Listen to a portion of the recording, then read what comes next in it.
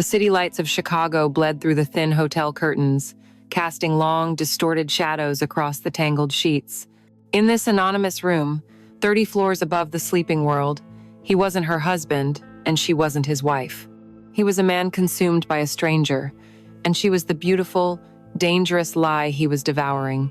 His breath was hot against her neck, a ragged sound that was both foreign and painfully familiar. His hands, the same hands that held a coffee mug opposite her at the breakfast table every morning, were now tangled in a dark brown wig, tracing the lines of a face he thought he'd never seen before. Isabel, he gasped, the name a prayer on his lips, a name she had invented only 48 hours ago. God, Isabel, don't stop. A tremor went through her, a dizzying mix of pleasure and sheer, heart-stopping terror. A part of her, the part that was still Eleanor, the wife from suburban Cleveland, screamed in protest. "You don't even know me," she whispered, her voice cracking, the words meant to push him away, but her body arched closer, betraying her completely. "Stop. Please. We can't." But her protest was a feather against a storm, lost in the overwhelming sensation of being wanted, of being seen, not as a fixture in a comfortable life, but as an object of raw, desperate desire. Just 10 years of marriage, a decade of shared bills and quiet routines, had been enough to render her invisible. They were Eleanor and Liam, a good couple, a stable unit living a placid life. He was a good man, a responsible husband, but somewhere along the way he had stopped looking at her. The fire hadn't died in a blaze of anger or betrayal. It had simply starved from a lack of air, smothered under the weight of predictability. The woman he saw every day was the mother of his children, the keeper of his home, but the woman he desired, she had vanished long ago. And so, this business trip, a routine tech conference for Liam, became Eleanor's desperate gamble. It was a rebellion born not of malice, but of a profound loneliness. While he packed his sensible suits, she secretly purchased a plane ticket, a new identity, and a single black dress that promised 1,000 sins. She wasn't here to cheat on her husband. She was here to seduce him, to become the other woman in her own marriage, all in the hope of reminding him of the woman he had sworn to love in the first place. The genesis of the lie wasn't a singular, explosive moment, but a slow, creeping rot that had been eating away at the foundations of their marriage for years. It began in the quietest corners of their life, in the predictable rhythm of weekday mornings in their tidy suburban home. It started with the hum of the coffee machine, a sound so familiar it had become a part of the silence. It started with the way Eleanor folded Liam's shirts, a precise, practiced motion she could perform in her sleep, creasing the collars just so, stacking them in his suitcase, a neat pile of blues and grays that mirrored the color palette of their life. This morning the ritual felt heavier than usual. The air was thick with the scent of rain on dry pavement and the unspoken things that hung between them. Liam was leaving for a 3-day conference in Chicago, and Ellie was packing for him, a wifely duty she had performed 100 times before. She placed his toiletries in the side pocket, the same brand of shaving cream he'd used since they met. She rolled his socks into tight little balls, the same drab colors. Each item was a testament to their stability, their shared history, their utter, soul-crushing predictability. He came up behind her, already dressed for the airport, his tie knotted perfectly. He placed a kiss on the top of her head, a gesture so automatic it barely registered. "Okay, I'm off," he said, his mind already miles away, calculating flight times and meeting schedules. "The kid's dentist appointment is on Thursday, don't forget, and the plumber is coming tomorrow for the sink."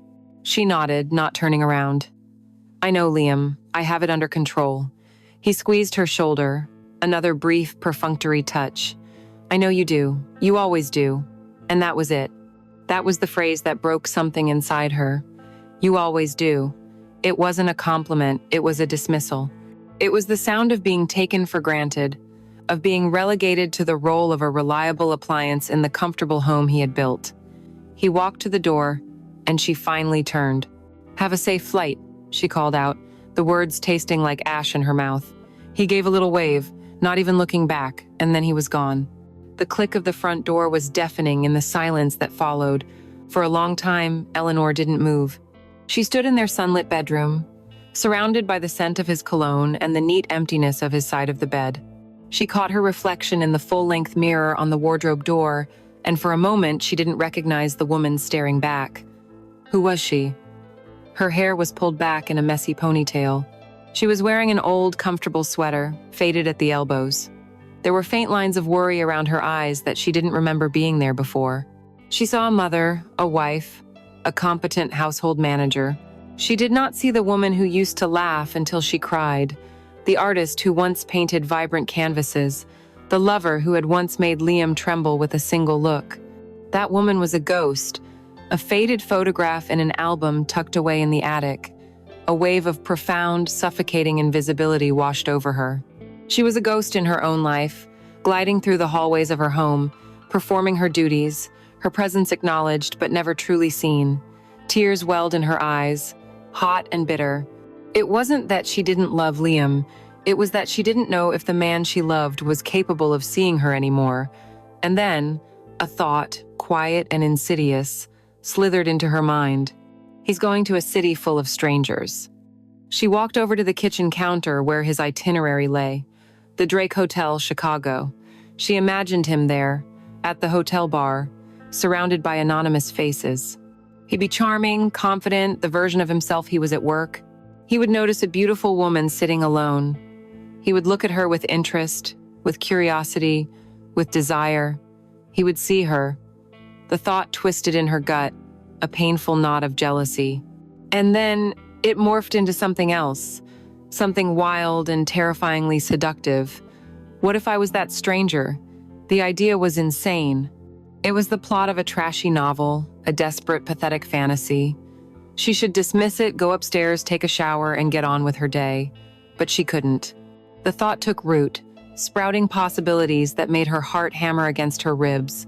Could she do it? Could she just disappear for a few days and become someone else?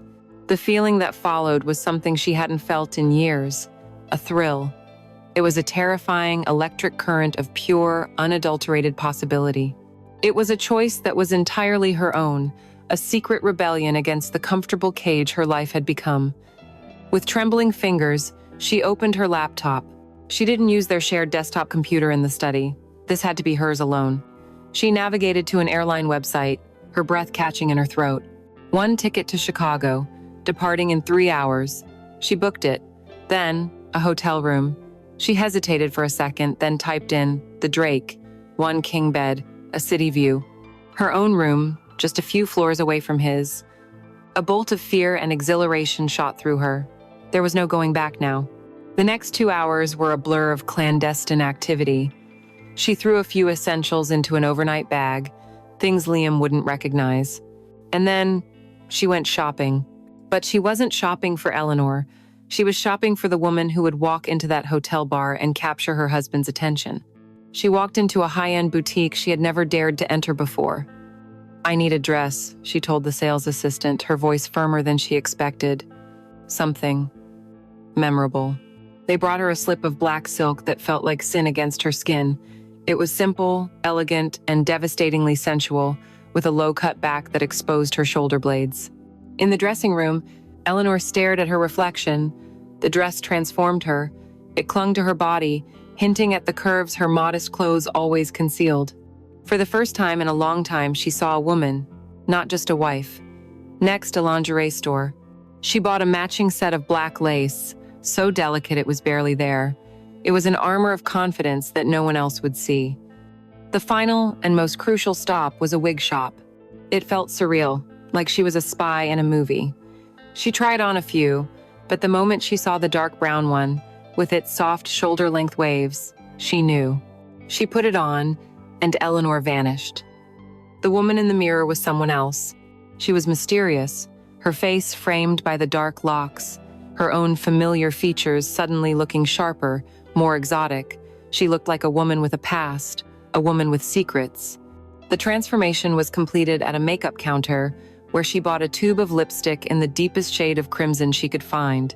Back in her car, parked in the far corner of the mall lot, she leaned into the rearview mirror and applied it. The slash of red was a declaration of war against her own invisibility. She looked at the stranger staring back at her, this creature of silk and lace and secrets. She needed a name, not something cute or friendly, Something elegant, something with a little bit of an edge. Isabel, she whispered. The name felt right on her tongue. It tasted of risk and freedom. As she drove to the airport, a different one from where Liam had departed, her hands gripped the steering wheel. This was madness. It could all go horribly, spectacularly wrong. He could recognize her instantly. He could be appalled, disgusted. He could laugh at her. But beneath the fear was a powerful, intoxicating current of hope. For 3 days, she wouldn't be Ellie, the reliable, invisible wife. She would be Isabel. And she would walk into that hotel bar and find out, once and for all, if her husband was still capable of falling in love with her. The hotel bar was a cocoon of dark wood, worn leather, and hushed confessions. It was the kind of place designed for anonymity, a transient purgatory where traveling salesmen and lonely conference-goers could shed their real lives for a few hours over overpriced cocktails. The air was thick with the low murmur of conversations, the clinking of ice against glass, and the faint, competing scents of expensive perfume and aged whiskey. It was a world away from the brightly lit, family-friendly restaurants of their suburban life, and for that, Eleanor was grateful. She needed the shadows tonight. They were her armor. From a dimly lit table near the entrance, she watched him. Liam sat at the bar, a solitary figure hunched slightly over a glass of amber liquid. He looked exactly as she knew he would. Tired, a little bored, the weight of the day settled on his shoulders. He loosened his tie, the same silver-striped one she had picked out for him last Christmas. He swirled the Macallan in his glass, the motion practiced and automatic. For a moment, he pulled out his phone, and she saw the screen light up with the wallpaper she'd set for him, a smiling picture of her and their 2 children at the beach last summer. A painful lump formed in her throat. He looked at the photo, his thumb tracing over the image of his family, and a soft, familiar fondness crossed his features. It was the look of a man who loved his life, his family, his wife, but it was the look of comfortable, settled love. There was no fire in it, no hunger. It was the look he gave the old, reliable family car before getting in. He sighed, put the phone down, and signaled the bartender for another. He was a good man, her Liam. But he was a man asleep, and she was about to become his jarring, beautiful nightmare. Eleanor took a final, steadying breath. This was it, the point of no return. She slipped out of her seat, letting the plush velvet swallow the sound. She had spent an hour getting ready in her own room, transforming herself piece by piece. The woman who stood now was not Eleanor. Eleanor wore comfortable shoes and practical clothes. This woman, Isabel, wore heels that made her legs look impossibly long and a black silk dress that flowed over her hips like liquid shadow. Eleanor pulled her hair back into a sensible ponytail. Isabel's hair was a cascade of dark, unfamiliar waves that brushed against her bare shoulders, a deliberate shield that partially obscured her face, inviting curiosity. She began to walk. Her gait was not the slightly rushed, purposeful stride of a mother on a schedule. It was a slow, deliberate glide, a predator's pace. She could feel the shift in the room's energy as she moved, a subtle turning of heads, a quieting of conversations. She kept her eyes fixed on the empty stool 3 seats down from Liam, but she was aware of everything. She was especially aware of the exact moment his gaze lifted from his glass. From Liam's perspective, it was as if the room suddenly snapped into high definition. The blur of anonymous business travelers faded, and there was only her. She moved through the low light like she was born in it. The black dress was a masterpiece of suggestion, clinging to the curve of her waist, the swell of her hips, before falling to her mid-thigh. A deep cut in the back revealed the elegant line of her spine. Her shoulders were bare, and the contrast between her pale skin and the dark, flowing hair was startling. He couldn't see her face clearly, not at first, but he saw the flash of red on her lips, a stark, provocative promise in the dim light. A jolt, primal and immediate, went through him. It was a feeling he hadn't experienced in years, a sudden, sharp intake of breath, a tightening in his gut. His fatigue vanished, replaced by an intense, laser-focused alertness. Not a single cell in his brain, not a single memory in his heart, connected this breathtaking creature to the woman in the comfortable sweater who had packed his suitcase that morning. This was not his wife. This was a fantasy walking into his life. Inside, Eleanor's heart was a trapped bird beating against her ribs. Every step was an agony of doubt. He's going to know. He'll see my hands, the way I walk, the mole on my shoulder. He'll stand up and shout my name, and this whole pathetic charade will be over. Her palms were slick with sweat. She could feel the delicate black lace of the lingerie she wore, a secret fire against her skin. It was her only shield, the hidden knowledge that she was coated in a layer of deliberate sensuality. As she neared the bar, she risked a glance in his direction, and she saw it, the look. It was a look of pure, undiluted want. His mouth was slightly parted. His eyes, the same blue eyes that looked at her over the breakfast table with comfortable affection, were now dark with a hunger she hadn't seen since their earliest days together. He was staring at her body, at the line of her leg, at the curve of her hip, with the focused intensity of a starving man seeing a feast. And in that moment, her fear was consumed by a dizzying, intoxicating surge of power. It was working. He didn't see Ellie. He saw a stranger, and he wanted her. She slid onto the bar stool with a grace she didn't know she possessed. She kept her back partially to him, a calculated move. She could feel his eyes on her exposed spine. She ordered a martini, extra dry, with a twist. Her voice came out as a low, slightly husky tone she'd practiced, a stark contrast to her usual brighter pitch. Her hand trembled almost imperceptibly as she lifted the chilled glass to her red lips. She took a slow, deliberate sip, her eyes scanning the mirror behind the rows of glittering bottles. She saw her own reflection, this strange, beautiful woman she had created. And just over her shoulder, she saw his reflection too. He was still staring, his drink forgotten. He was no longer the tired, dutiful husband. He was a man captivated, intrigued, and poised on the edge of a decision. He was a hunter, and he had just found his prey. The air between them crackled with unspoken potential, a dangerous, thrilling silence that was louder than any words. The game had begun. He watched her for the length of one full drink, and halfway through a second, he was a man wrestling with himself. The responsible, married part of him, the one that looked at family photos on his phone, argued for him to finish his drink, go to his room, and call his wife. But another part of him, a part he thought had died years ago, a primal, hungry part that had been awakened by the woman in the black dress, was screaming at him to move. It was a battle between the man he was and the man he used to be. The hungry man won. He picked up his glass, the condensation cool against his suddenly nervous hand, and walked the few steps that felt like a mile. He slid onto the stool next to her, placing his drink down with a soft click that seemed to echo in the space between them. She didn't look at him immediately, continuing to gaze into the mirror behind the bar, acknowledging his presence with nothing more than a subtle shift in her posture. "I hope you don't mind me saying," he began, his voice a little rougher than he intended, "but I've been trying to figure out what a woman like you is doing in a place like this." It was a line, a cliché, but it was all he had. She finally turned her head, slowly, and looked at him. Up close, she was even more striking. Her eyes, framed by dark lashes, were a shade of hazel that seemed to shift in the low light, and they held a look of cool amusement. A slow, captivating smile played on her red lips. "And what kind of place is this?" she asked, her voice the low, smoky sound he'd imagined. "It's a hotel bar," he replied, feeling a bit foolish. "Full of guys like me. Middle-aged, middle management, away from home." Her smile widened slightly. "Perhaps I like guys like you," she said, letting the words hang in the air. "Or perhaps," she continued, taking a delicate sip of her martini, "I'm just passing through. My name is Isabel."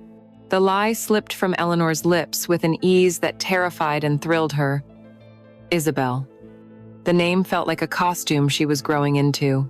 "Liam," he said, extending a hand. His grip was warm and firm. The touch of his skin against hers, this formal introductory touch, sent a surreal jolt through her system.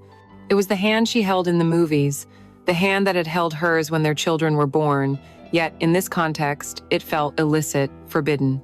"So, Isabel," he said, leaning his elbow on the bar, turning his body fully towards her. "What brings a woman who is clearly not in middle management to Chicago?" She invented a story, weaving a tapestry of sophisticated fiction. She was an art consultant, she explained, based in New York. She was in town to oversee a private acquisition from a collector's estate. It was vague enough to be believable and exotic enough to be intriguing. It painted her as a woman of culture and independence, a world away from Ellie, the suburban graphic designer who worked from a home office. The strange thing was, he believed her completely. He leaned in, fascinated, and as he did, he began to talk. At first, it was the usual small talk about the conference, his work, the city, but Isabel was a gifted listener. She asked him questions that Ellie, in their comfortable routine, had stopped asking. She didn't ask about his day in a perfunctory tone. She asked what frustrated him about his latest project, what part of his job still excited him. And Liam, under the spell of this beautiful, attentive stranger, opened up. He spoke of his boss, a man he respected but who was crushing his creativity. He spoke of a promotion he was passed over for, the bitterness of it still lingering. Some days, he said, staring into his whiskey, I feel like I'm on this massive corporate treadmill, and I'm running as fast as I can, but I'm not actually going anywhere. The scenery just stays the same. A pang of sorrow, sharp and deep, struck Eleanor. He had never told her this. When she asked about work, he always said, "It's fine. Same old, same old." He had built a wall around his inner world, and she had been so busy managing their life that she never noticed he had locked her out. But for this stranger, for Isabel, he was handing over the key. The seduction was no longer just a physical game. It had become a deeply emotional one. She was winning back her husband's confidence, his vulnerability, but she was doing it under a false identity, a betrayal that felt more profound than any physical act. As they talked, they moved from the bar to a small, secluded booth in the corner, seeking more privacy. The space was intimate, forcing a new level of proximity. His knee brushed against hers under the table, and neither of them moved to break the contact.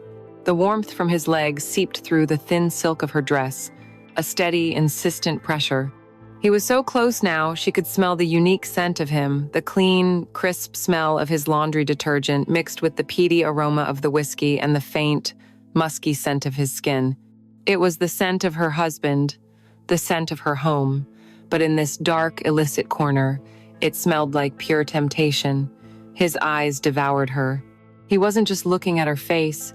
His gaze drifted down the pale column of her throat, lingered on the curve of her shoulder, where the dress strap Saturday. She deliberately leaned forward to retrieve an olive from her glass, and she saw his eyes flicker to the neckline of her dress, to the faint shadow that hinted at the black lace beneath. It was a fleeting, hungry glance, and it made her feel a surge of raw feminine power. He wanted this woman. He craved her. He was telling a story, something about his first job out of college, and he laughed, a deep, genuine laugh that she hadn't heard in a long time. As he laughed, he reached out, his instinct to connect overriding the formal distance between them.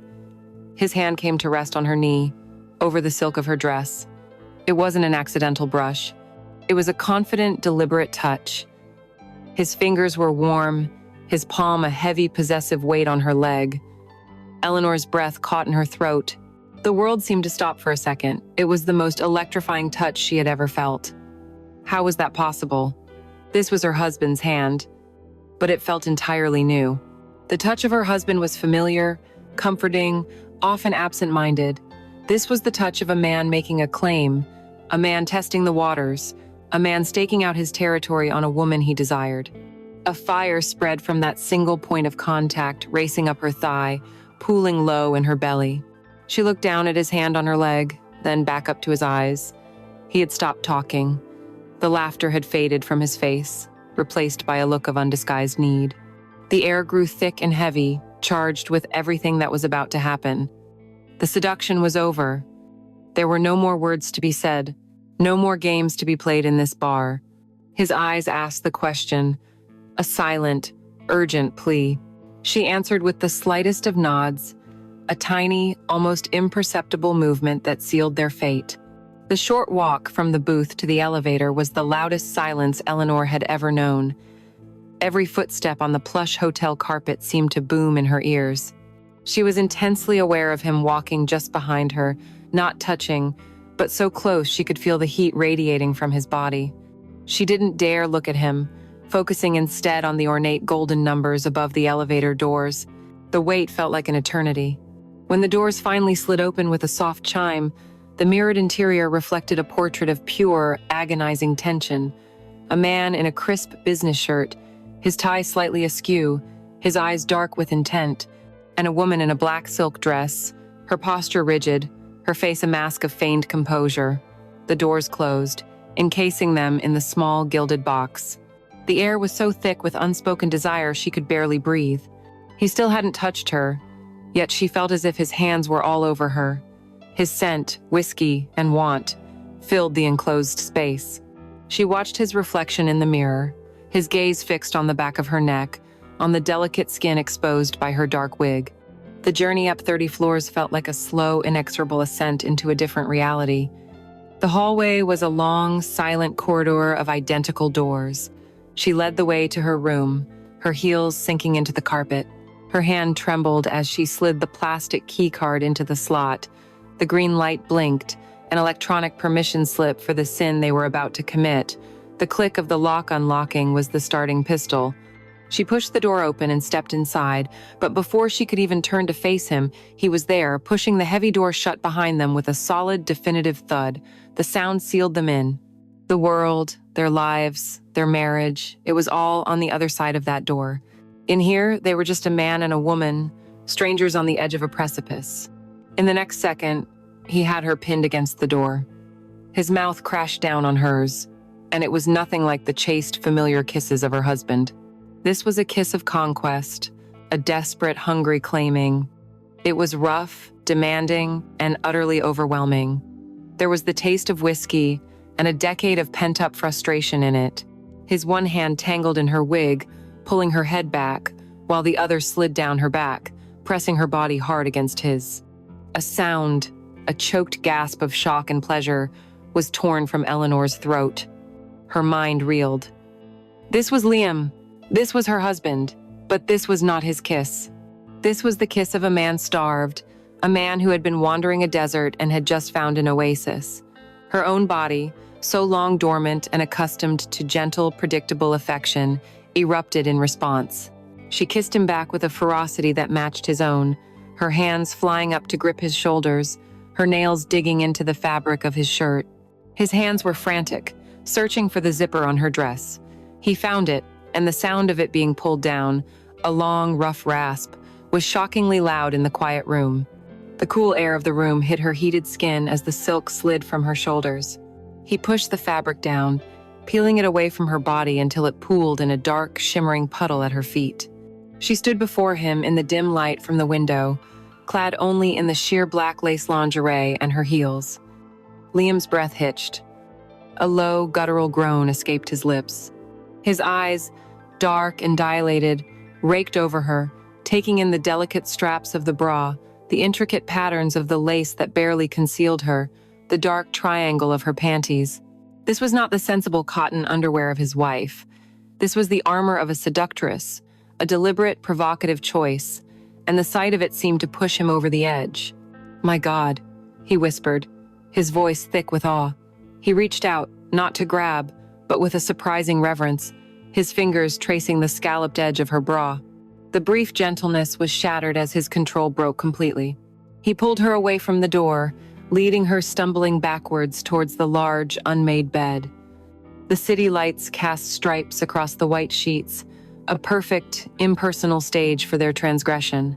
He pushed her down onto the mattress and came over her, his body a heavy, welcome weight.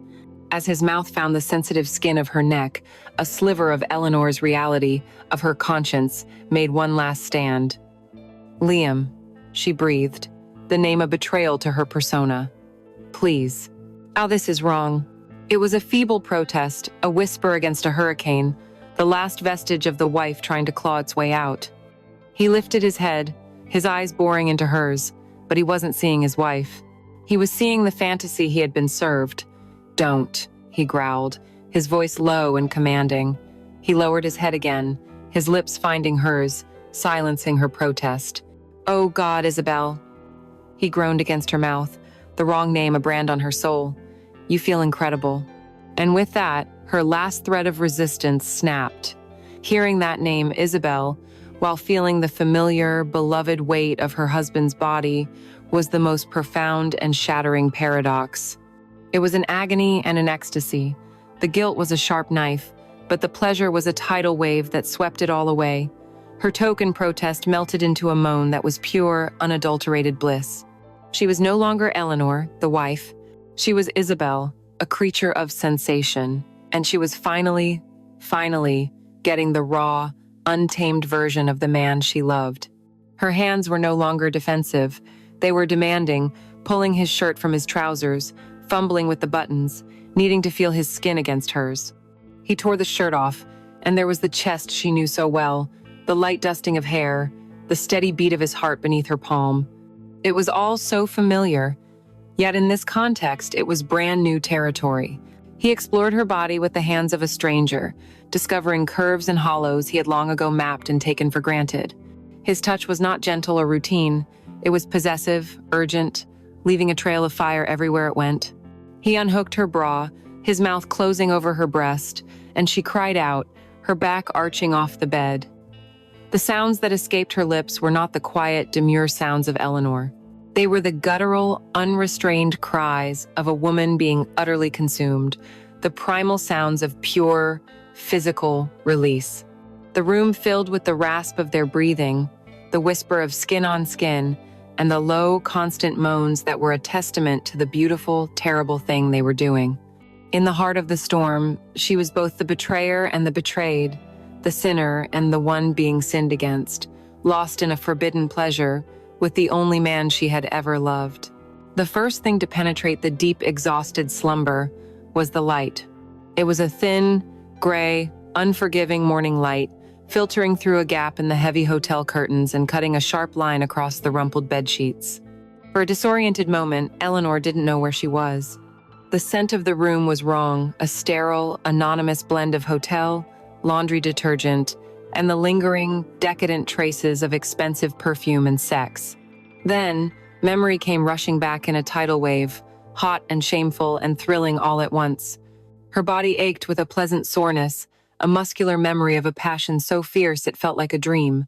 She turned her head slowly on the pillow, her heart beginning a low, heavy drumbeat against her ribs. He was there, Liam, her husband. He was sleeping on his side, turned away from her, his breathing deep and even.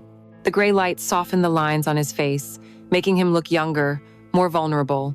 His dark hair was tousled, and a faint stubble was beginning to shadow his jaw. She could see the strong, familiar line of his shoulder, the muscles of his back that she knew, as well as her own reflection. An overwhelming urge, born of a decade of habit, washed over her, to reach out, to trace the curve of his spine, to press a soft kiss to his shoulder, and whisper his name. But his name, she remembered with a sickening lurch, was not the one he had called out in the darkness. He had groaned and whispered and pleaded for Isabel. A war raged within her as she lay there, motionless, watching him sleep. A part of her, the wife, was drowning in a sea of guilt. She had orchestrated a monstrous deception. She had lied, manipulated, and seduced her own husband under false pretenses. She had committed a kind of psychic adultery, a betrayal of the trust that was the very bedrock of their marriage. The triumph she felt was a victory for a phantom, a woman who didn't exist. But another part of her, a newly awakened, fiercely female part, was preening. It was basking in the remembered heat of his hands, the desperate hunger in his kiss, the raw, possessive way he had looked at her. He wasn't a dormant volcano after all. The fire was still there. She had just needed to become a stranger to feel its heat. For one night, she hadn't been the reliable, sensible Ellie. She had been an object of pure, unadulterated lust. And it had felt, she admitted to the silent, judgmental morning light, like coming home to a country she never knew she'd been exiled from. A sudden fear, sharp and cold, cut through the haze. She couldn't be here when he woke up. The entire illusion of Isabel, the mysterious woman who appears and disappears, would be shattered if he opened his eyes and saw his wife, Ellie, lying beside him. The game would be over before it had truly begun. Panic propelled her into motion. With the stealth of a thief, she began to extricate herself from the bed. She lifted the heavy duvet inch by agonizing inch, holding her breath as the mattress springs groaned in protest. She slid her legs over the side, her feet finding the cool, plush carpet. Each movement was deliberate, calculated to create the least possible disturbance. Liam stirred, mumbling something in his sleep, and she froze, her heart leaping into her throat. He settled again, and she let out a breath she hadn't realized she was holding. Her clothes were a casualty of the previous night's storm, scattered across the floor. She found the black lace bra tangled in the bedsheets, her panties near the leg of a chair. The silk dress was a dark puddle by the door. She gathered them, the feel of the fabrics against her skin, a ghostly echo of the night's passion. She dressed in the semi-darkness of the room, her fingers fumbling with hooks and zippers. The silence was absolute, broken only by the sound of Liam's steady breathing and the frantic pounding of her own blood in her ears. Fully dressed, wig still askew, she allowed herself one last look. He was still sleeping, a man at peace, completely unaware that his entire world had been subtly and irrevocably altered. A profound sadness mingled with her triumph. She had wanted to reconnect with him, but she had done so by creating an even greater distance between them. With a final, silent apology, she slipped out of the room, closing the door behind her with a barely audible click. The walk down the long, empty corridor from Isabel's room to Ellie's room felt like a walk of shame and a victory lap all at once. She was an imposter, a spy in the house of her own life.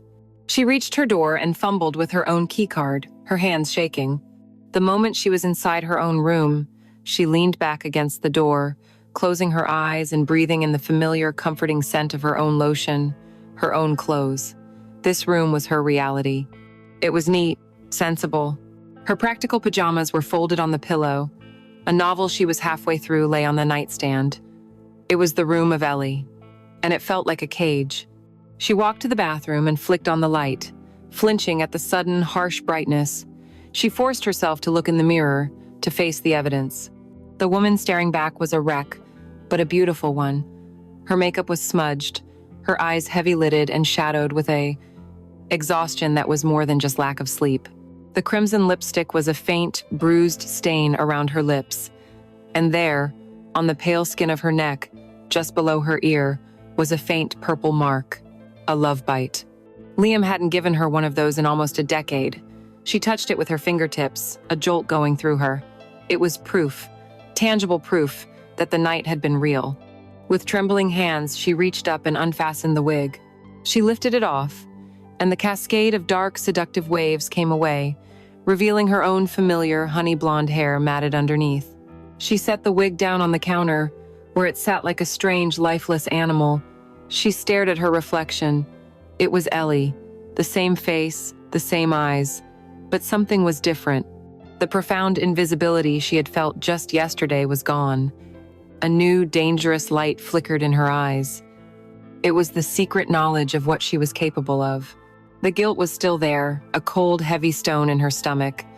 But intertwined with it was a feeling so potent and addictive it frightened her. Empowerment. She had been seen. She had been desired. She had held her husband captive with a look, with a touch, with a lie. The question that echoed in the sterile silence of the bathroom was a terrifying one. Who had he been with last night? The woman in the black dress? Or the woman who had been hiding inside Ellie all along? And which one of them would he be looking for when he woke up? She splashed cold water on her face, but she couldn't wash away the feeling. She was no longer just Ellie. She had invited Isabel into her life, and she had a horrifying, exhilarating suspicion that the stranger wasn't going to leave. The morning was a tightrope walk over a canyon of anxiety. Back in the safety of her own room, Eleanor ordered room service for one, forcing herself to eat toast and drink coffee like it was any other normal day. Her body felt alien to her, humming with the nervous energy and the phantom sensations of the night before. She was playing the most dangerous game of her life, and the next move was crucial. With a hand that was not quite steady, she picked up her phone, her real phone, and dialed Liam's room. It was the wifely thing to do. She had to maintain the illusion of being hundreds of miles away, the dutiful Ellie checking in.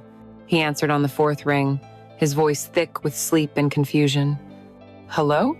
"Hey, sleepyhead," she said, her voice a careful construction of cheerful normalcy. "Just wanted to see how you were. Did you sleep okay? There was a pause, a silence so heavy it felt like a physical weight. She could almost hear the gears turning in his head as he reconciled the voice of his wife with the memory of the woman who had been in his bed. Yeah, fine, he said. His voice clipped and distant. Conference Island. Busy. Are you feeling all right? You sound a little off. She was probing, a morbid curiosity compelling her to see how the lie was affecting him. Just tired, he lied. Long night. Listen, Ellie, I've got to jump in the shower and get down to the first keynote. I'll call you later. Okay, Han. But he had already hung up. The abruptness of it was a small, sharp sting. He had never been so dismissive. She should have felt hurt, but instead, a dark, thrilling satisfaction curled in her stomach. He was rattled. The game was working. She picked up her burner phone, the cheap, anonymous device that belonged to Isabel, and typed a simple, devastating message. Last night was a beautiful mistake. She hit send, and the tightrope suddenly felt 1,000 feet higher. Liam stared at his phone, the two disparate communications from two different worlds creating a cognitive dissonance that made his head spin. First, the familiar, comforting voice of his wife, a voice from a life that suddenly felt muted and distant, and then this, a text from a ghost, a seductress who had appeared out of nowhere and completely dismantled his reality. A beautiful mistake. The words were a punch to the gut. Mistake? It was the most alive he had felt in a decade. He typed a reply with frantic, clumsy thumbs, his desperation bleeding into the screen. It wasn't a mistake. It was incredible. I have to see you again, please, Isabel. Just for a coffee. Anything. He sent it, then another. Where are you? Are you still at the hotel? He got no reply. He paced his room like a caged animal, the scent of her perfume, faint and mocking, still clinging to his pillows.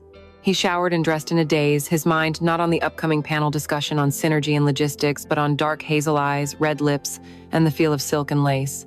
Down in the conference hall, he was a ghost. He sat through presentations, his eyes scanning the crowd of attendees, searching every face for her. He nodded at colleagues, shook hands, and drank stale coffee, but he was not really there. He was a man possessed, haunted by the memory of a woman who might have been a dream, his phone a hot, useless weight in his pocket. Eleanor, meanwhile, was undergoing her second transformation. She let Isabel's cryptic text hang in the air for hours, a calculated move to amplify his desperation. While he was suffering, she was carefully constructing Isabel's daytime persona. The black dress was for the night, for seduction. Today was about intrigue. She chose a tailored, cream-colored pantsuit that was the epitome of chic professionalism. It was powerful, sophisticated, and, with the top two buttons of the silk blouse beneath left undone, subtly alluring.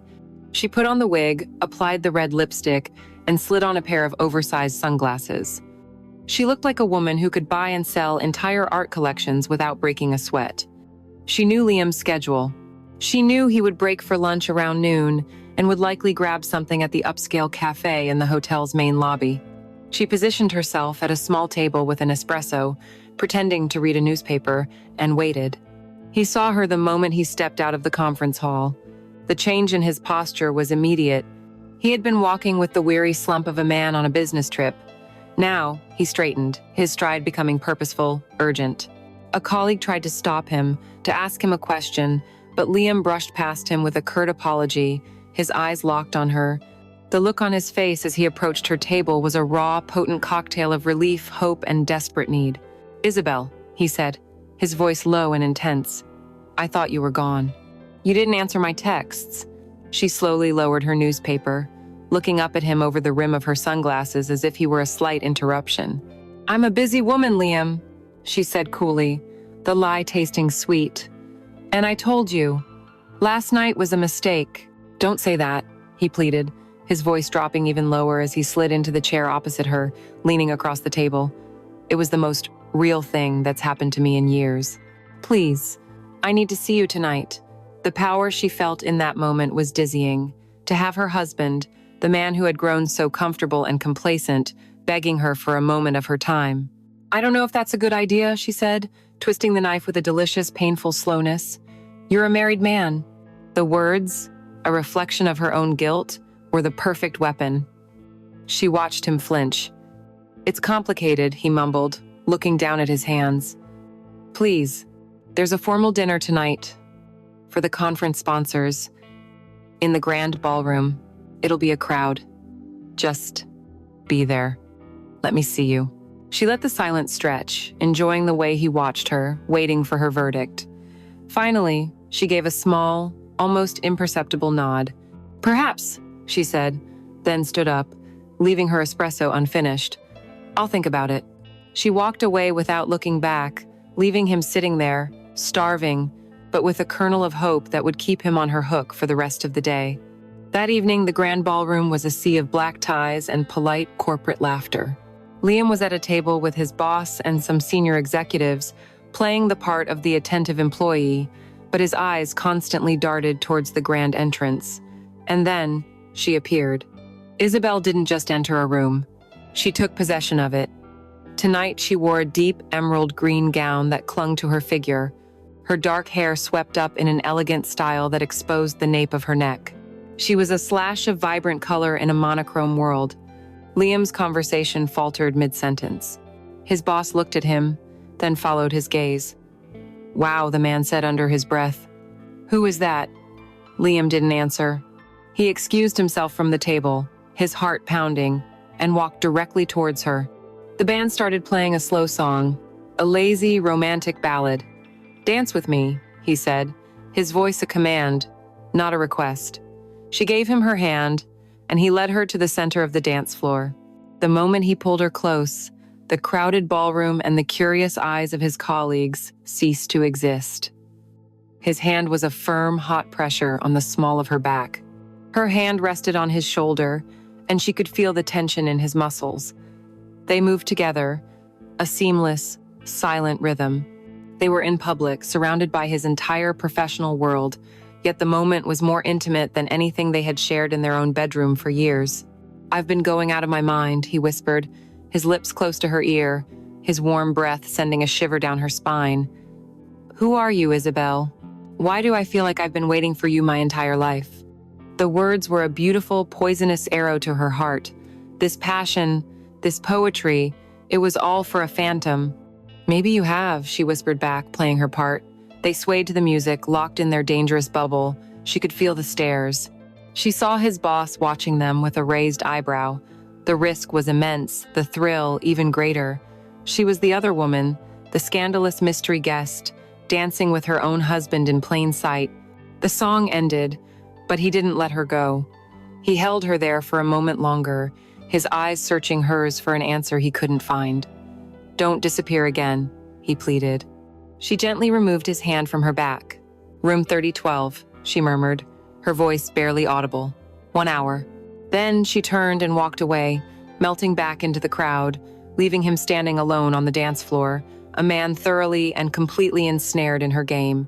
She waited in the manufactured twilight of room 3012, a predator waiting for her prey. But the metaphor felt wrong tonight. After the raw vulnerability in his eyes on the dance floor, she felt less like a predator and more like a scientist, observing a volatile, unpredictable experiment of her own creation. The first night had been about lust, a raw, physical collision born of curiosity and neglect. Tonight felt different. It felt heavier, freighted with the consequences of the game she had started. She had dimmed the lights, leaving only a single lamp on by the bed, casting a soft golden glow that was forgiving of secrets. She stood by the vast window, looking down at the river of headlights flowing through the canyons of the city, a glass of deep red wine in her hand. She was the picture of Isabel, poised, mysterious, in control. Inside, however, Eleanor's heart was a frantic, irregular drumbeat against her ribs. He was coming here not just for a body, but for a person she had invented. The knock on the door was soft, hesitant. Not the confident rap of a man expecting a conquest, but the tentative tap of a supplicant. When she opened it, the look on his face confirmed it. The desperate hunger from the bar was still there, but it was layered with something else now, a reverence, an awe that was far more dangerous. He stepped inside, his eyes never leaving hers, and gently pushed the door closed. He didn't pin her against it this time. Instead, he reached out and gently cupped her face in his hands, his thumbs stroking her cheekbones. I was terrified you wouldn't be here, he whispered, his voice thick with emotion. I thought maybe I dreamed you. He leaned in and kissed her, and the difference was seismic. The first night's kiss had been an explosion, a frantic, desperate act of taking. This was a kiss of discovery. It was slow, deep, and impossibly tender, a conversation without words. He tasted of wine and longing. She let herself melt into it, the guilt and the fear momentarily silenced by the overwhelming sensation of being cherished. It was a kiss that promised intimacy, not just release. When he finally pulled back, he didn't immediately move towards the bed. He kept his hands on her face, his eyes searching hers. I can't do that again, he said, his voice ragged. Not like last night. Not until you tell me something real. I need to know who I'm with. I feel like I'm losing my mind. The request sent a sliver of ice through her veins. This was the part of the game she hadn't prepared for. She had built Isabel's exterior, her profession, her name. She hadn't built her a soul. Improvising, she led him to the 2 armchairs by the window, the city lights twinkling below them like a fallen constellation. She poured him a glass of wine, creating a space for conversation, not just carnality. What do you want to know, Liam? She asked, her voice the calm, steady murmur of Isabel. He sank into the chair, looking less like a powerful executive and more like a lost boy. He stared into his glass for a long moment before he spoke. I want to know what it feels like to be you, to walk through the world with that kind of confidence, to be so complete on your own. The words were a compliment to Isabel, but a condemnation of Ellie, the woman who had felt so incomplete she'd had to become someone else. No one is ever that simple, she offered, a safe, philosophical response. He looked up at her, his eyes full of a sadness that she recognized because she had seen it in her own. No, he said quietly. They're not. He took a long swallow of wine. I'm married, he said, the words an admission of guilt. She just nodded, her silence an invitation for him to continue. My wife. Her name is Ellie, he began, and Eleanor's heart seized in her chest. Hearing him say her own name to her face, as if speaking of a third person, was the most surreal and painful moment of her life. She's a good woman. She's a wonderful mother to our kids. She's smart. She's my best friend, really. We're a great team. He paused, swirling the wine in his glass. When people look at us, they see the perfect couple. And I guess, in a lot of ways, we are. Eleanor sat frozen, a statue in a cream-colored pantsuit, her face an unreadable mask. Inside, she was shattering into a million pieces. This was it. The truth she had been seeking, the validation for her insane game, and it was so much more painful than she had ever imagined. But, she prompted softly, the single word costing her everything. He let out a long, heavy sigh. But I don't think she sees me anymore. Not the man. She sees the husband, the father, the co-manager of our household. We run a life together, and we run it well. But we don't share one. He looked directly at her, his eyes pleading for understanding from this stranger.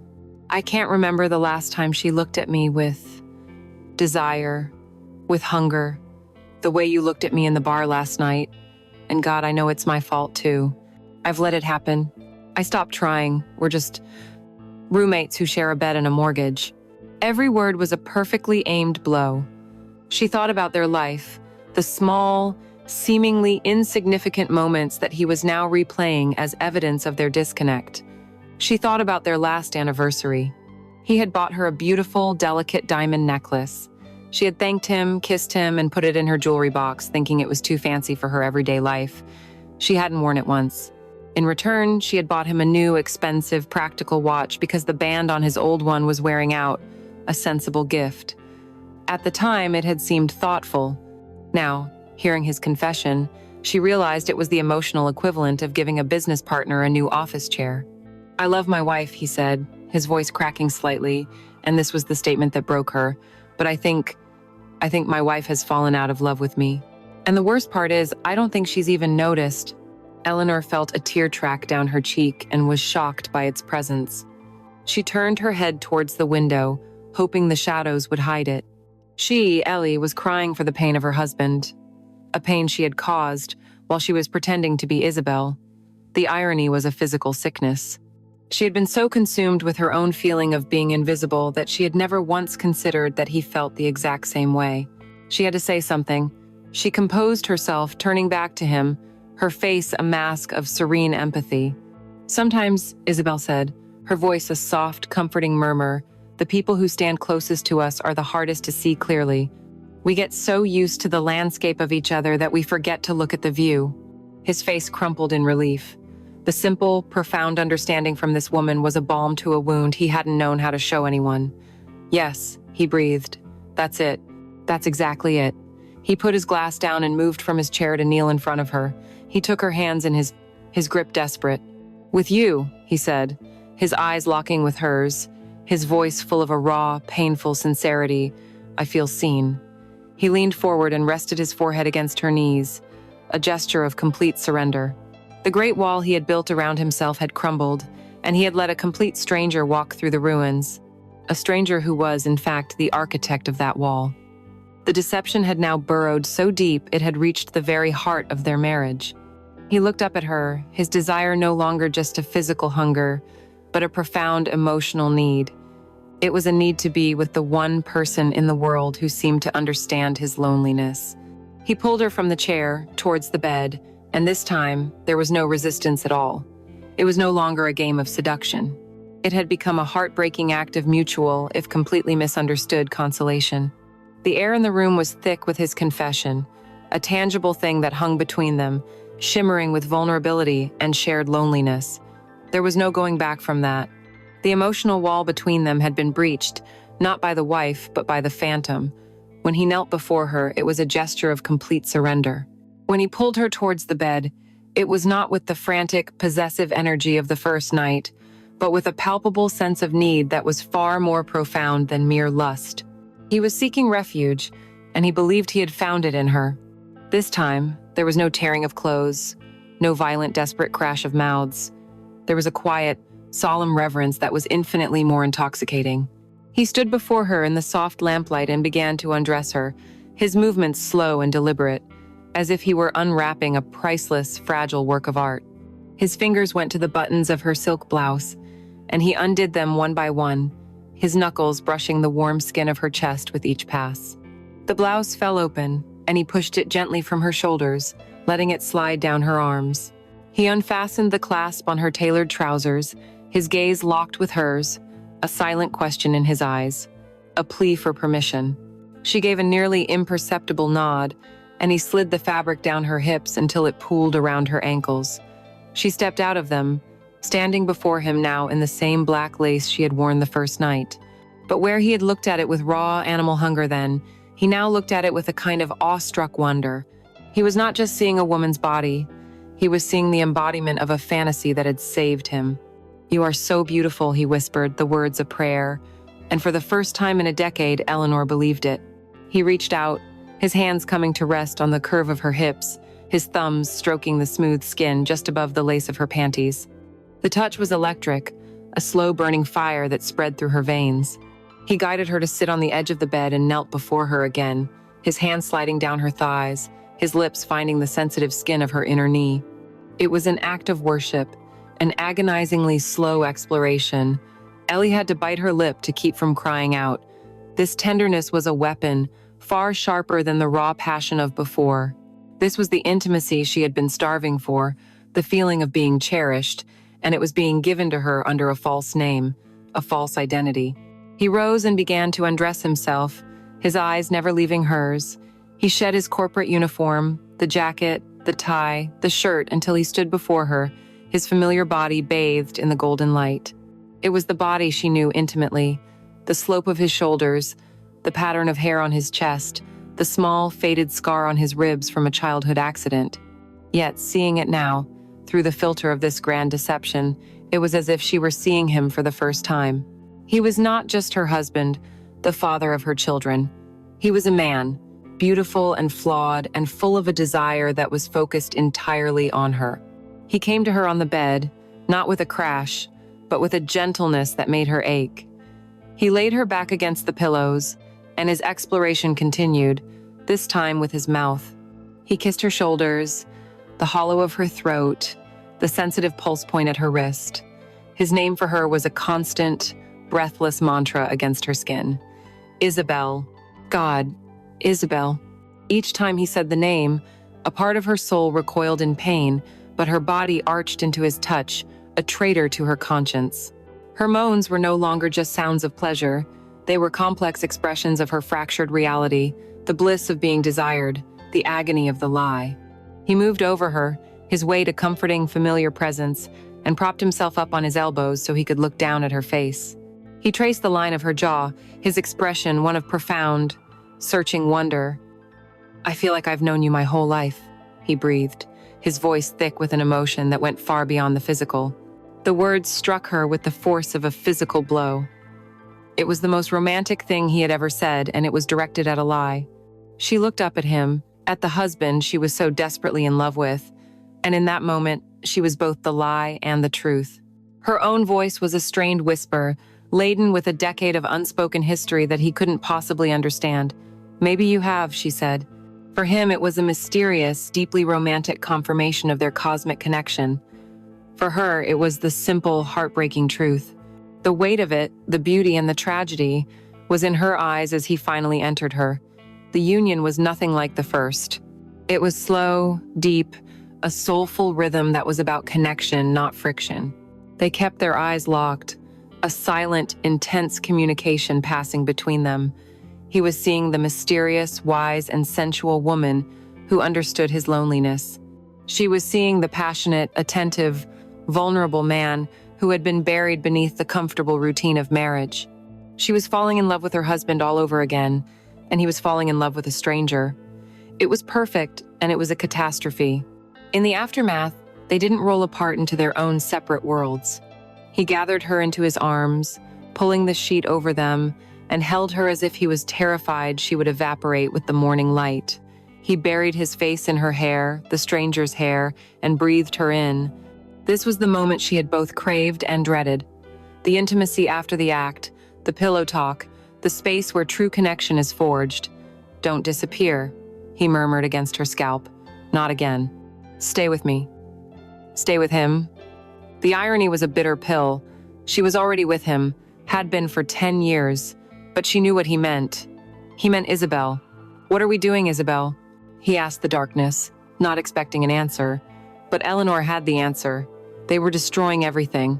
They were building a beautiful new fantasy on the ruins of a reality she hadn't realized was a ruin until she had lit the match. She lay there in the perfect counterfeit heaven of his arms, her head on his chest, listening to the steady, familiar rhythm of his heart. He soon drifted off to sleep, a man finally at peace, his demons silenced by his beautiful lie. But Eleanor remained wide awake, staring into the darkness. The game was over. This was no longer a desperate attempt to get his attention. This was a profound, terrifying, and unsustainable emotional affair, and she was in so deep, she was no longer sure she knew the way out. The bliss of the night before bled seamlessly into the first light of morning. Eleanor woke up tangled in Liam's arms, her head on his chest, the slow, steady rhythm of his heartbeat a familiar lullaby. For a few precious, hazy moments, the lie dissolved, and she was simply a woman held by the man she loved. The warmth of his body, the scent of his skin, it was a perfect, uncomplicated heaven. This, she thought, this is what I was missing. This is what I was trying to find. She could have stayed there forever, suspended in the amber glow of the dawn, listening to him breathe. But the real world began to intrude, first in whispers, then in shouts. A service cart rattled in the hallway. A siren wailed in the distant city streets. The sun, no longer a gentle glow, became a sharp, interrogating beam of light that sliced through the window and fell across the bed. With the light came the cold, hard clarity of their situation. This was Thursday. Their flight back to Cleveland, back to their real lives, their children, their mortgage, was in less than 5 hours. The fantasy had an expiration date, and it was stamped for today. The feeling of being perfectly in place evaporated, replaced by a suffocating, claustrophobic panic. The lie, which had felt like a pair of wings for the past 2 days, now felt like a lead weight chained to her chest, pulling her down into the depths. She was in her husband's bed, but she was the other woman, and the clock was ticking. Liam stirred beside her, and his eyes fluttered open. When he saw her, a slow, radiant smile spread across his face. It was a look of pure, unadulterated happiness, a look she hadn't seen directed at her in years. It was the look of a man who has woken up to find his wildest dream has come true, and it shattered her heart. "Morning," he murmured, his voice husky with sleep. He tightened his arm around her, pulling her impossibly closer. "I was afraid I'd wake up, and you'd be gone." He kissed her, a long, deep, possessive kiss that was not about lust, but about ownership. It was the kiss of a man laying claim to his future. "I meant what I said last night, Isabel," he said, his expression turning serious as he propped himself up on an elbow to look at her. "This doesn't end today. It can't." Eleanor's blood ran cold. She tried to sit up, to create some distance, but he gently pushed her back down. "Liam, we can't," she began, trying to summon Isabel's cool detachment, but her voice trembled. "This was just a few days. A beautiful escape. It can't exist outside of this hotel room." He shook his head, a stubborn, determined look on his face she knew all too well. It was the look he got when he was closing a deal at work. "No," he said firmly, "I'm not letting you go. I can't go back to that other life. Not after this. Not after you." He leaned in closer, his voice dropping to an intense, conspiratorial whisper. "I've been thinking all night. We can make this work. We can be careful. I can come to New York to see you. Or something more." He paused, taking a deep breath, steeling himself for what he was about to say next. What if I told her? The question hung in the air, a monstrous, glittering thing. "Told who?" Eleanor asked, though she knew the answer with sickening certainty. "My wife," he said, the words clear and deliberate. "Ellie, what if I told her everything? That I've met someone, that I need to, that I want to leave?" The world tilted on its axis. Time seemed to slow down, the motes of dust dancing in the sunbeam hanging suspended in the air. Her husband, her Liam, was sitting in a bed they had shared in an act of what she'd thought was reclamation, calmly and seriously discussing leaving her for her. The game had spun so far out of control that it had achieved a kind of black hole singularity of irony.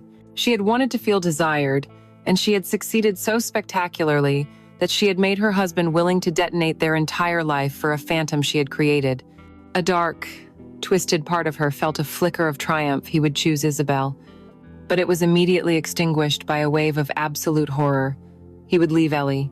He would break her heart, his children's hearts, destroy their home, all for a woman who was a wig and a tube of lipstick. She had created a monster, and it was turning to devour its maker. She stared at him, speechless. She had to maintain the facade, to be Isabel, the calm, sophisticated woman who could handle such a confession. But inside, Ellie was screaming, a raw, primal howl of terror and regret. "You can't do that," she finally managed to say, her voice strained. "You have a family, a life." "I have a routine," he corrected her, his eyes blazing with a newfound conviction. "You've shown me that. You've made me feel alive, Isabel. Truly alive. I can't go back to sleepwalking through my existence. I want to be with you." He kissed her again, a kiss full of promise for a future she could never let happen. "Let me just grab a quick shower," he said, finally getting out of bed, a new energy in his step, "and then we can talk. We can make a plan." He walked into the bathroom, and she even heard him begin to hum, a cheerful, tuneless sound of a man whose world had just opened up. The moment the bathroom door clicked shut, Eleanor was propelled into action. The time for games, for seduction, for reclamation was over. The only thing that mattered now was damage control. Isabel had to die, right now, in this room. With frantic, silent movements, she scrambled out of bed. She found her clothes from the night before and pulled them on with shaking hands. Her eyes darted around the room, the rumpled bed, the 2 wine glasses, the scene of her greatest triumph and her most catastrophic miscalculation. This had to be a clean break, a disappearance. No long, tearful goodbyes, no explanations. A ghost vanishes without a trace. She grabbed a sheet of the hotel stationery and a pen. Her mind was a blank canvas of panic. What could she possibly write? She scribbled a few brutal lines, the ink bleeding slightly from the pressure of her hand. Then she found her purse, her shoes. She looked at the closed bathroom door. She could hear the sound of the shower running, the sound of her happy, hopeful, deluded husband humming as he planned the destruction of their family. A single, hot tear of pure self-loathing slid down her cheek. She placed the note and the room key on the pillow where she had just been lying. Then, without a backwards glance, she slipped out of the room, closing the door on Isabel for the last time. Back in her own room, the transformation was a frantic, punishing ritual. She ripped the wig from her head, throwing it on the floor as if it were on fire. She ran to the bathroom and scrubbed at her face, smearing the red lipstick, trying to wipe away every trace of the woman who had caused this. She was no longer just removing a disguise. She was performing an exorcism. When every trace of Isabel was gone, she was left with just Ellie, her face pale and tear-streaked, her eyes wide with horror. She sank to the floor, her back against the cool porcelain of the tub, and finally let out the scream that had been trapped in her throat. It was a silent, ragged, tearing sound of a woman who had won the battle and, in doing so, had completely and utterly lost the war. She had wanted him to see her, and he had. He had seen her so clearly he was willing to leave her behind forever. She sat there, broken, dressed in Ellie's clothes, in Ellie's room, waiting for the inevitable moment when her phone would ring, and she would have to answer it as the loving, oblivious wife, and listen to the sound of her own husband's heart breaking. The unraveling was complete. The airport terminal was a sterile, impersonal purgatory, a place of transit where everyone was waiting to be somewhere else. Eleanor sat on a hard plastic chair at gate C-23, a paper cup of lukewarm coffee clutched in her hands. She had transformed herself back into Ellie with a vengeance. The sensible jeans, the soft gray sweater, the comfortable sneakers it was, the uniform of her real life, and it felt like a straitjacket. She had scrubbed her face raw, removing the last traces of Isabel's lipstick, and her hair was pulled back in a tight, punishing ponytail. She had erased the phantom, but the ghost of her remained, a cold presence clinging to her skin. She had been here for an hour, a self-imposed penance, watching the planes take off and land, her stomach a tight, churning knot of dread. Her phone buzzed in her pocket an hour ago with a call from Liam. She had stared at it, her heart hammering, and let it go to voicemail. What could she possibly have said? How could she, the loving wife, comfort the man whose heart had just been shattered by her own alter ego? The lie had become a tangled, venomous web, and she was the spider trapped in its center. She knew he would be broken, but she wasn't prepared for the sight of him as he finally walked down the concourse toward her. He looked like a man who had been hollowed out from the inside. His suit, usually immaculate, was rumpled. He hadn't shaved, and a dark, patchy stubble shadowed his drawn face, but it was his eyes that undid her. They were red-rimmed and empty, the eyes of a man grieving a sudden violent death. He was looking for her, for Ellie, his gaze sweeping over the gate numbers. But as he walked, he was doing something else, something that made the knot in her stomach twist into a blade. His eyes were also scanning the faces of the strangers in the crowd, a desperate, hopeless flicker of a search pattern. He was still looking for Isabel. Even now, after the note, after the disappearance, a part of him was still clinging to the impossible hope that she would be here, that she would materialize from the crowd and rescue him from the reality he was being forced to return to. He was looking for his fantasy, right in front of his wife. The cruelty of it, a cruelty entirely of her own making, was breathtaking. He finally saw her, and for a split second, a flicker of profound disappointment crossed his features before he masked it with a weary, unconvincing smile. He was the dutiful husband returning to his post. He walked the final few feet and sank into the chair beside her, dropping his briefcase to the floor with a heavy thud. The physical space between the two plastic chairs felt like a vast, unbridgeable chasm. "Hey," he said, his voice a dull, lifeless rasp. "Hey," she replied, her own voice barely a whisper. "Did you check your bag?" "No," he said, staring straight ahead at the flight information screen. "Carry on." The small talk was a pathetic attempt to patch a hole in the universe. It was the language of strangers, and it felt more honest than any loving words they could have spoken. They sat in a silence that was louder than the cacophony of the airport around them.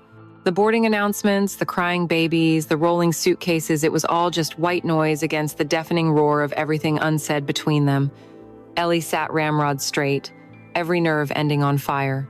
She was a criminal sitting next to the detective, the victim, and the judge, all rolled into one. She dissected his every move, the way he rubbed his tired eyes, the way his leg bounced with a nervous energy. Was he angry? Was he suspicious? Or was he simply mourning?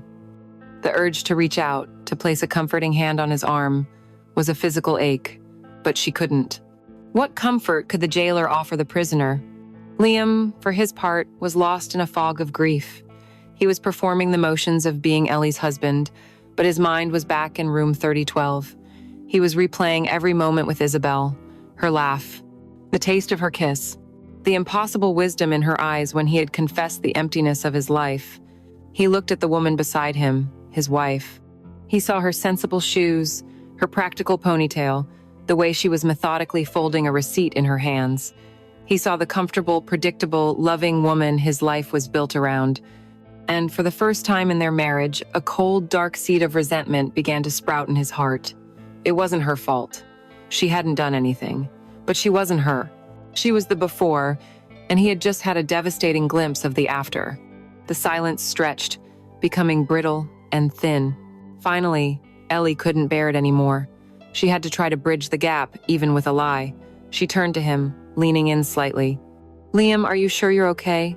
she asked, her voice full of carefully crafted wifely concern. "You seem so far away. If something happened at the conference." As she leaned closer, the movement caused the collar of her sweater to brush against her neck, releasing a faint, almost imperceptible cloud of scent into the air between them. It was the perfume. Isabel's perfume. She had showered, scrubbed, tried to erase every trace, but a few molecules had clung stubbornly to her skin or the fibers of her sweater. To her, it was nothing. To him, it was a gunshot in a library. His head whipped around. The dull, grieving fog in his eyes instantly vanished, replaced by a look of sharp, utter confusion. His nostrils flared slightly. It couldn't be, but it was. The scent. The same intoxicating floral and musk scent that had saturated his senses for 2 days. The scent that had clung to the pillows in that hotel room. The scent he would forever associate with the most intense experience of his life. His brain stuttered, trying to process an impossible equation. The scent of his phantom lover was coming from his wife. He stared at her, but it was a different kind of stare. He wasn't just looking at her. He was seeing her for the first time all morning. His eyes, now sharp and analytical, scanned her face. He looked at the shape of her eyes, the curve of her lips, the line of her jaw that had been framed by Isabel's dark hair. He looked at the faint mark on her neck she had tried to cover with concealer. 1,000 disparate, nonsensical details began to swirl in his mind. The fleeting familiarity he'd felt when he first saw Isabel, the cryptic way she had said, "Maybe you have," when he told her he felt like he'd known her his whole life. It was impossible. It was insane. But the scent didn't lie. His expression shifted from grief to confusion, and now to a dawning, terrifying suspicion. He leaned in a little closer, his movement subtle, and took another, deeper breath. His eyes narrowed. The world seemed to fall away, leaving only the two of them on those hard plastic chairs, the scent of her beautiful, devastating lie hanging between them like a guilty verdict. The flight home was a 3-hour study in silence. They sat side by side, a married couple returning from a business trip, a perfect portrait of normalcy to any outside observer. But inside their small bubble of shared space, the air was thick and unbreathable, charged with the weight of a ghost who had booked a seat between them. Liam didn't sleep. He didn't read the in-flight magazine or listen to music. He stared out the window at the endless expanse of clouds, but his reflection in the glass showed a man whose thoughts were 1,000 miles away. Every so often, Eleanor would feel the weight of his gaze on her. She would pretend to be asleep, her eyes closed, but she could feel him studying her. It was a new kind of look, not the familiar, comfortable glance of a husband, but the sharp, analytical stare of a detective examining a clue that doesn't fit the crime scene. The grief and devastation she had seen in the airport had been replaced by something far more unsettling, a deep, simmering confusion, The car ride from the airport was more of the same, a journey through familiar suburban streets that now felt like foreign territory. The silence in the car was a living entity, pulsating with her guilt and his suspicion. When they pulled into their driveway, the sight of their comfortable, well-kept home, the children's bicycles lying in the grass, was a visceral shock. It was a stage set for a play whose lead actors had forgotten all their lines. The moment they walked through the door, their two children ran to greet them, a whirlwind of hugs and excited chatter that shattered the tense quiet. For a few moments, they were just mom and dad, and the charade felt almost normal. But as Ellie hugged her son, she looked over his shoulder and saw Liam watching her, his expression unreadable, and she knew that nothing would ever be normal again. In the days that followed, their life settled into a new, deeply unsettling rhythm. The passion from Chicago did not, as she had feared, evaporate. Instead, it bled into their reality in strange and distorted ways. Liam's behavior was a constant, baffling paradox. On one hand, he was more distant than ever, often lost in thought, a melancholic veil drawn over him. He would stare into space at the dinner table, and she knew he was in a hotel room in Chicago with a woman who didn't exist. Yet, at other times, he was more present than he had been in years.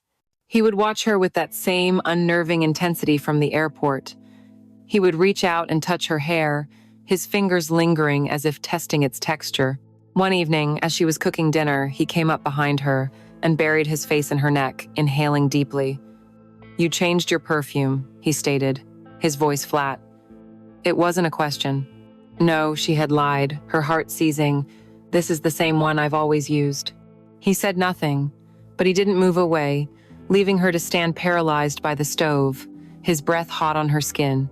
Their physical intimacy returned with a startling, almost violent ferocity. He would come to her in the night with a desperate, searching hunger that was both thrilling and terrifying. He made love to her body with the focus and intensity he had given Isabel.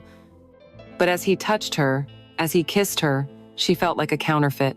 She was receiving the passion meant for another woman, a passion born of a lie. Each touch was a victory and a betrayal. She had won the game, but the prize was living in a gilded cage of her own making, constantly on guard, forever analyzing his words, his looks, his touch. Was that a flicker of recognition in his eyes? Did he linger on her lips because they reminded him of Isabel's? She had become her own rival, haunted by the ghost of the woman she had created. She had his attention, his desire, his presence. She had everything she had ever wanted, and it was a living hell. The unraveling culminated 1 week after their return. It was late. The house was quiet, the children asleep. She was sitting up in bed, reading a book, when he came out of the bathroom. He didn't get into his side of the bed. Instead, he walked over to her, his expression serious, and gently took the book from her hands, placing it on the nightstand.